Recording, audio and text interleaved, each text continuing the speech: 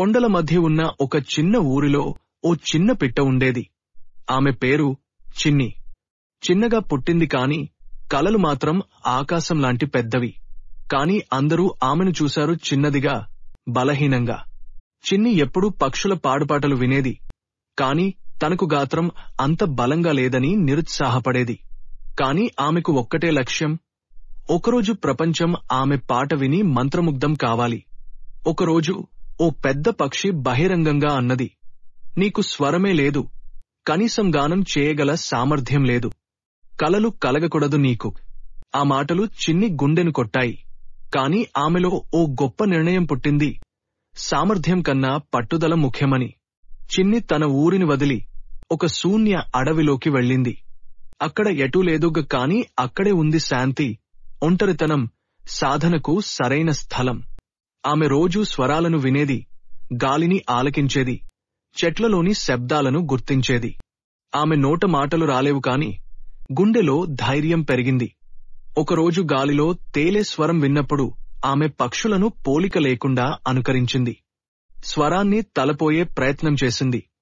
ఒక్కసారి కాదు, ఏటా 365 రోజులు, 3 సంవత్సరాల పాటు. చిన్ని పాట ఎప్పుడూ ఒక్కలాగా ఉండదు. అది మారేది, మెరుగుపడేది. ఆమె గళం ఇప్పటికీ బలహీనంగానే ఉండొచ్చు, కాని ఆమె గానంలో ఉన్న భావం ఆమెను ప్రత్యేకంగా మార్చింది.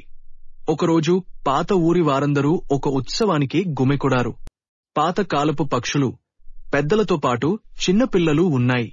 అక్కడ పక్షులగాన పోటీ ప్రారంభమైంది.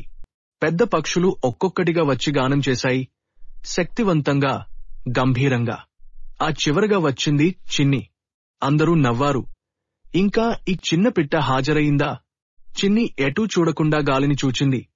గుండెను వదిలి ఒక చిన్న పాట పాడింది, బలహీనమైన గళంలో, కాని నిష్కళంకమైన భావంతో.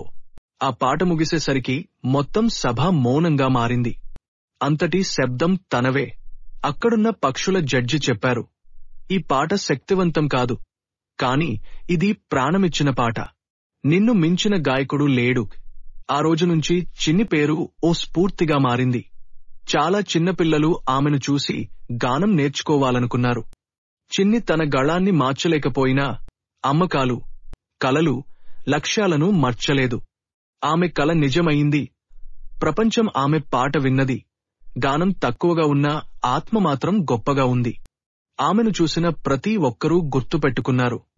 ప్రతిభ లేనివారు ఓడిపోవడం కాదు, పట్టుదల లేనివారు మాత్రమే ఓడిపోతారు. ఈ కథలోని చిన్ని మీరు, నేను, మనందరికీ ప్రతినిధి. ఈ ప్రపంచంలో మాకు సమర్థత ఉండకపోవచ్చు, కాని మన లక్ష్యం, మన నమ్మకం మాత్రం మనకు తెలియాలి. చిన్న పిల్లలు ఏమీ చేయలేరని అనుకుంటే ఈ కథ గుర్తుపెట్టుకోండి. మీ వయస్సు, స్థితి, పరిసరాలు ఏవైనా, మీ కలలు పెద్దవైతే మీ ప్రయాణం గొప్పదవుతుంది. ఈ కథ మీకు ఉపయోగపడితే షేర్ చేయండి. ఇంకెవరైనా చిన్నిలా తమ స్వరం వెతుకుతున్నారు, వాళ్లకు ఇది మార్గదర్శకంగా ఉంటుంది.